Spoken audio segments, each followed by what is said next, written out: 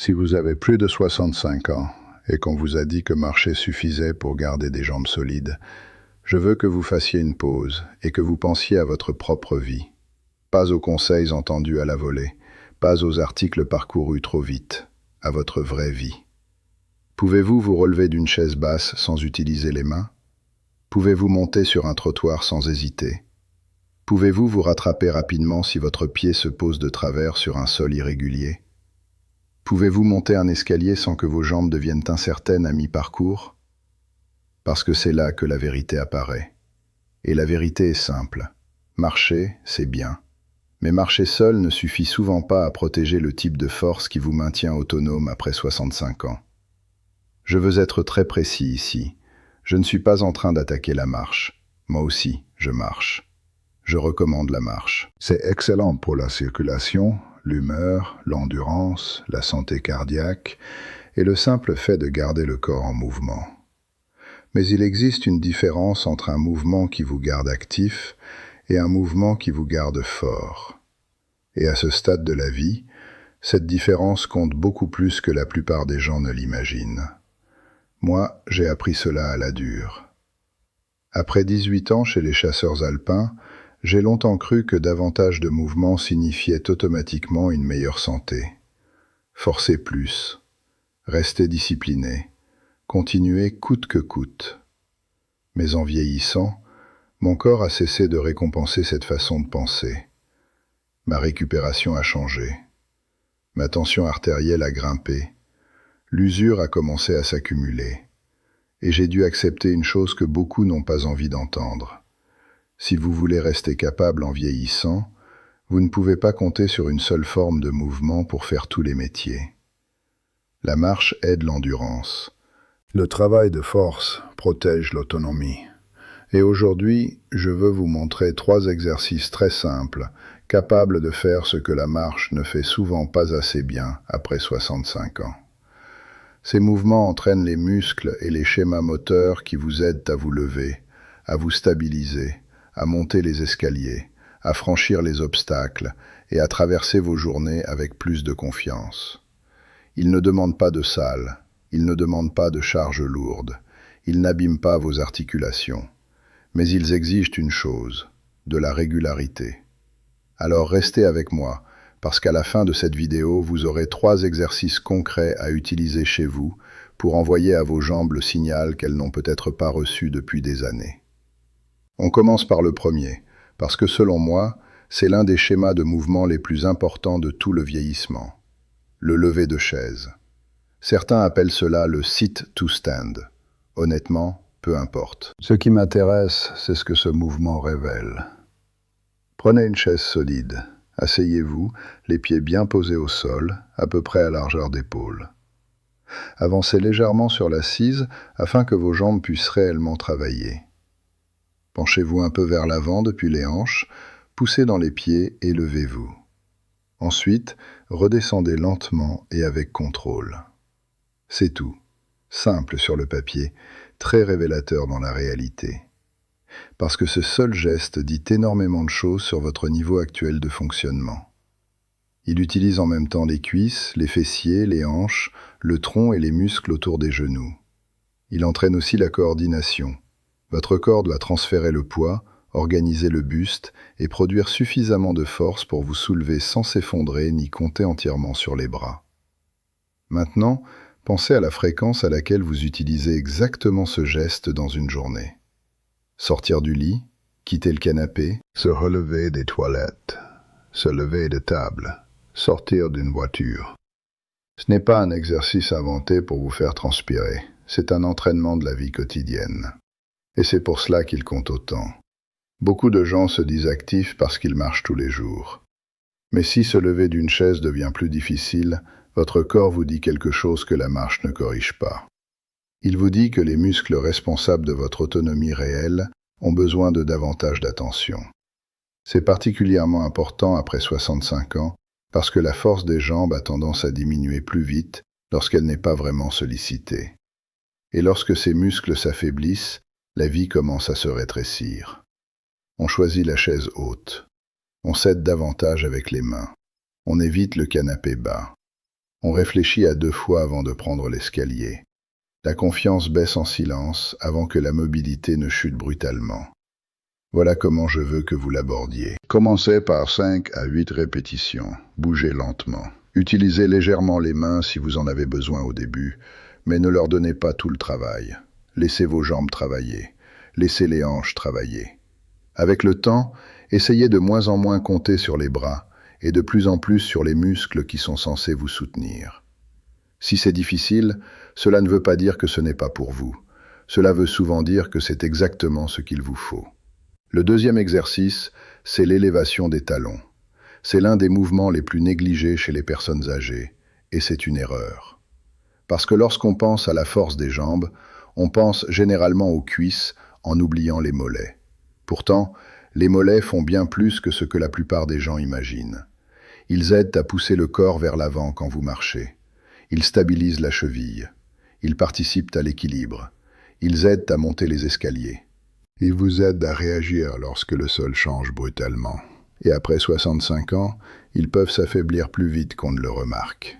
C'est un problème, parce que des mollets faibles se traduisent souvent par une marche plus lente, des pas plus hésitants, des chevilles moins stables et davantage d'efforts dans les escaliers. Les gens se sentent moins sûrs sur les pentes, les trottoirs et les surfaces irrégulières. Et comme le changement se fait progressivement, ils mettent cela sur le compte de l'âge en général, au lieu de comprendre qu'une zone précise du corps a besoin d'entraînement. Voici le mouvement. Placez-vous près d'une chaise, d'un mur ou d'un plan de travail, afin d'avoir un support léger à portée de main. Les pieds à largeur de hanche. Montez ensuite lentement sur la pointe des pieds, aussi haut que vous le pouvez confortablement. Marquez une très courte pause en haut, puis redescendez avec contrôle. Cela fait une répétition. Ce que je veux ici, ce n'est pas de la vitesse. Je veux de l'amplitude et du contrôle. Montez aussi haut que possible sans partir dans tous les sens. Gardez la position assez longtemps pour que les muscles travaillent réellement. Puis redescendez lentement au lieu de vous laisser tomber. Oui, la marche utilise les mollets, mais elle les met rarement au défi sur toute leur amplitude de force. Les élévations de talons, elles, le font. Elles demandent aux mollets, aux chevilles, aux pieds et aux stabilisateurs du bas de jambe de porter davantage de charge. C'est ce qui les rend si intéressantes. Faites 10 à 15 répétitions, reposez-vous, puis refaites une série. Si 2 séries sont possibles, très bien. Si vous débutez, une seule série est déjà tout à fait respectable. Construisez progressivement. Et voici ce que je veux que vous observiez avec le temps.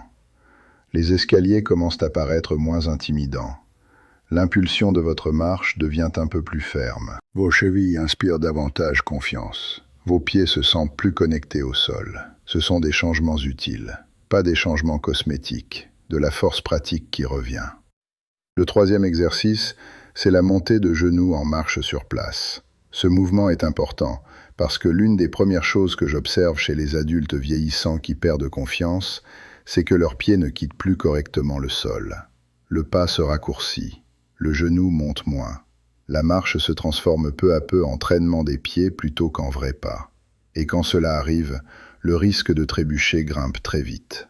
Ce n'est pas un détail. Une faible montée de genoux n'affecte pas uniquement la marche. Elle affecte l'entrée dans une voiture, la montée des escaliers, le franchissement d'un trottoir ou d'un seuil, la capacité à se rattraper si la pointe du pied accroche quelque chose. Et l'une des grandes raisons de ce déclin, c'est la faiblesse des fléchisseurs de hanches et des muscles stabilisateurs autour du bassin. La marche seule ne renforce souvent pas assez ces muscles lorsqu'ils ont déjà commencé à s'affaiblir. Voici donc l'exercice. Tenez-vous bien droit près d'une chaise ou d'un plan de travail. Gardez un léger appui si nécessaire. Levez un genou aussi haut que cela vous est confortable. Il n'a pas besoin d'arriver immédiatement à hauteur de hanche. Puis redescendez lentement et changez de côté. Marchez sur place avec intention. Un genou monte, redescend avec contrôle, puis l'autre. Sans précipitation, sans élan désordonné, sans geste automatique et distrait. C'est un travail de force, d'équilibre et de coordination en même temps. Quand vous levez une jambe, la jambe d'appui doit vous stabiliser. La cheville doit réagir, la hanche doit tenir, le tronc doit rester vertical, le cerveau doit organiser tout le schéma. C'est beaucoup de valeur pour un mouvement aussi simple. Commencez par 10 répétitions de chaque côté. Ou mettez un minuteur sur 20 à 30 secondes et bougez avec qualité. Si vous avez besoin d'une main sur le plan de travail, utilisez-la. Ce n'est pas un signe de faiblesse, c'est de l'entraînement intelligent. La stabilité permet la répétition, et la répétition crée le progrès. Si cet exercice vous paraît étrange au début, tant mieux. Cela veut dire que vous avez trouvé une zone à travailler. Trop de gens évitent les mouvements qui exposent leurs faiblesses. C'est exactement l'inverse de ce qu'il faut faire. Le mouvement qui vous humilie aujourd'hui est souvent celui qui vous protège demain. Maintenant, prenons du recul et regardons ce que ces 3 exercices font ensemble. Le lever de chaise entraîne votre capacité à soulever votre corps. L'élévation des talons renforce le bas des jambes et les chevilles qui vous stabilisent. La montée de genoux restaure la capacité à lever le pied et à contrôler l'équilibre pendant le pas. Cette combinaison est puissante parce qu'elle couvre 3 points faibles majeurs que la marche seule laisse souvent sous-entraîner. La marche vous fait avancer. Ces exercices vous aident à vous lever, à vous stabiliser et à marcher en sécurité. Et après 65 ans, vous avez besoin de tout cela. Vous avez besoin d'endurance, oui. Mais l'endurance sans force peut vous laisser fatigué et vulnérable. Vous avez besoin de mouvement, oui. Mais le mouvement sans assez de soutien peut vous laisser actif et pourtant instable. C'est pour cela que je dis souvent ceci. Être en bonne santé, c'est bien. Être capable, c'est mieux. Et le vrai objectif, c'est d'avoir les deux. Une autre erreur fréquente consiste à croire qu'il faut une routine compliquée pour progresser. C'est rarement vrai. Le corps répond à des signaux répétés et spécifiques. Si vous lui donnez les bons signaux assez souvent, il s'adapte. La masse musculaire reçoit le message de rester. Les systèmes d'équilibre s'affûtent. La confiance s'améliore. Les gestes du quotidien paraissent moins lourds. C'est ainsi que le progrès fonctionne à cet âge. Pas avec de la punition, pas avec des séances héroïques, avec des schémas simples répétés avec constance. Alors, à quelle fréquence faut-il faire ces exercices? 3 à 4 fois par semaine est un très bon point de départ. Vous n'avez pas besoin de longues séances. Vous pouvez faire les 3 exercices en quelques minutes à la maison. Bougez lentement. Reposez-vous lorsque c'est nécessaire. Concentrez-vous sur la qualité, pas sur la vitesse. 5 à 8 levées de chaise. 10 à 15 élévations de talons, 10 montées de genoux de chaque côté. Rien que cela peut déjà être un excellent début. Et ne faites surtout pas l'erreur de croire que, parce que cela paraît basique, ce n'est pas efficace. Cette manière de penser a fait beaucoup de mal. Les gens courent après ce qui a l'air spectaculaire et ignorent ce qui est utile. Or, c'est l'utile qui préserve l'autonomie. Un lever de chaise, c'est utile. Une élévation des talons, c'est utile. Une montée de genoux, c'est utile. Ce sont des mouvements qui rendent la vie plus facile de petites façons très importantes. Vous vous levez avec moins d'efforts. Vous vous sentez plus stable dans l'escalier. Vous dégagez mieux le pied en marchant. Vous faites un peu plus confiance à votre corps. Et ces petites améliorations s'additionnent pour donner quelque chose de beaucoup plus grand, la confiance. Et la confiance compte davantage que ce que la plupart des gens pensent. Quand les adultes plus âgés cessent de faire confiance à leur corps, ils commencent souvent à moins bouger. Ils évitent les endroits inconnus. Ils ralentissent exagérément. Ils arrêtent certaines activités qu'ils aimaient. Leur monde devient plus petit. Voilà pourquoi le travail de force ne concerne pas seulement les muscles.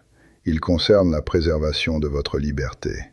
Et si vous êtes en train de vous dire « Je suis trop faible pour ça », je veux contester cette idée. Trop faible pourquoi? Trop faible pour vous relever quelquefois d'une chaise avec contrôle? Trop faible pour monter sur la pointe des pieds près d'un support? Trop faible pour lever un genou en tenant une chaise? Non. Le plus souvent, vous n'êtes pas trop faible. Vous êtes simplement déshabitué. Et cela change tout, parce qu'un manque de pratique peut se reconstruire. Les muscles répondent encore à 65 ans. Ils répondent encore à 75 ans. Ils répondent encore à 85 ans. Le corps écoute toujours les signaux qu'on lui envoie. Si le seul signal qu'il reçoit est celui d'une marche facile, il s'adapte à cette marche facile. Mais si vous lui donnez aussi le signal de se lever avec puissance, de stabiliser les chevilles et de lever les jambes avec contrôle, alors il commence à conserver ses qualités plus longtemps. C'est cela, l'opportunité. Et je veux ajouter une dernière chose. Rien de tout cela ne signifie qu'il faut arrêter de marcher. Continuez à marcher. Marchez pour votre cœur, marchez pour votre tête, marchez pour votre routine, marchez pour le plaisir de traverser le monde à votre rythme. Mais ne demandez pas à la marche seule de faire un travail de force qu'elle ne fait peut-être plus assez bien. Donnez à votre corps les signaux manquants, c'est tout l'enjeu. Alors voici ce que je veux que vous fassiez. Cette semaine, choisissez 3 jours. Ces jours-là, faites ces 3 exercices, lentement, proprement, avec un support si nécessaire. Notez-les quelque part si cela vous aide à rester constant. Et surtout, lorsque vous les faites, écoutez ce que votre corps vous dit. Où vous sentez-vous fort? Où vous sentez-vous instable? Où sentez-vous l'effort? Où percevez-vous déjà un début d'amélioration? Cette conscience fait partie du processus, parce que le but n'est pas de courir après une image parfaite du fitness.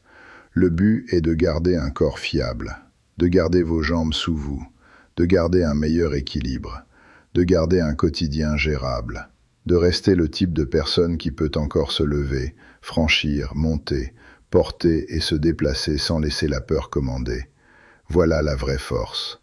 Et si personne ne vous l'a dit clairement récemment, laissez-moi vous le dire maintenant. Vous n'êtes pas trop âgé pour construire une force utile. Vous n'êtes pas trop âgé pour améliorer votre équilibre. Vous n'êtes pas trop âgé pour vous sentir plus en sécurité dans votre propre corps. Mais vous avez besoin du bon signal. La marche donne un signal. Ces 3 exercices donnent ceux qui manquent. Alors levez-vous de la chaise. Montez sur la pointe des pieds. Levez les genoux avec contrôle. Puis recommencez quelques jours plus tard. C'est ainsi que l'autonomie se protège. C'est ainsi que la confiance revient. C'est ainsi que la force se reconstruit. Une répétition honnête à la fois.